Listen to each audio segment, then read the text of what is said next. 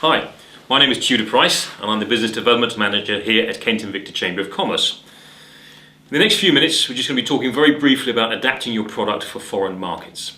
Now, we're going to assume that you've done your market research and you know who your customer is, where they are, how they shop, what services they use, their habits, their profiles, their preferences, okay?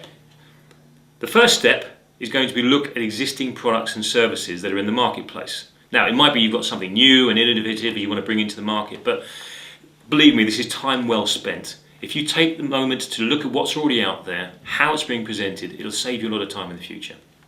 For example, if we look at a consumer product, you might want to study the label, you want to look at how it opens, its packaging, where it sits on the shelf, a whole range of considerations like that. For example, here in the UK, sugar comes in bags, yet in some countries it's served up in a Tetra Pak. Now, apart from the obvious design cost considerations, the consumer is going to be looking for a familiar shape on the shelf.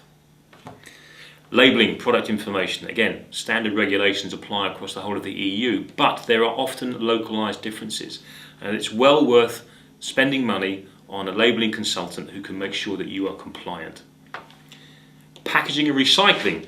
Again, these often have local considerations. There will be EU and state regulations that need to be complied with. However, take a moment to think about what your consumer or customer has to do with the product at the end of its natural life. If they have to spend a lot of time and money deconstructing that product in order to meet their recycling obligations, they won't be pleased. Likewise, if you're making products that need to be delivered, think about how that delivery is going to take place.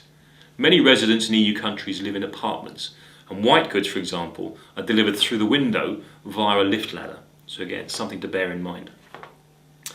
Think also about complaints. Now, whilst it might be that actually the product or service you deliver is fantastic, what happens when it goes wrong? If you have an unhappy customer in Germany, how are they going to complain? How are you going to handle that? How are you going to resolve that issue? And by the same token, if you're offering a service, what laws are going to apply? And if there's a dispute, who do you turn to? What are the customer's expectations? And whilst we're on the subject of legal, intellectual property rights. If you've got a fantastic idea, the last thing you want to see is someone else copying that and replicating it across the world. So consult with an expert before you enter the market. Forecasting and pricing, again, one that's very often overlooked. When you're putting together your unit cost, take into account exchange rate fluctuations. If you're waiting a long time between getting paid and delivery, then you need to make sure that you have taken into account the cash flow impact that's going to have. Likewise, trading days. If you're working on sales forecasting, don't assume that every country is going to have the same trading days. Find out what the local arrangements are.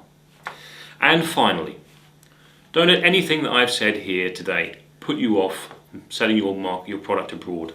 Every customer tends to evolve in exactly the same way. And there is a place for your product or service. It's just a matter of timing. And there's no time like the present. Good luck.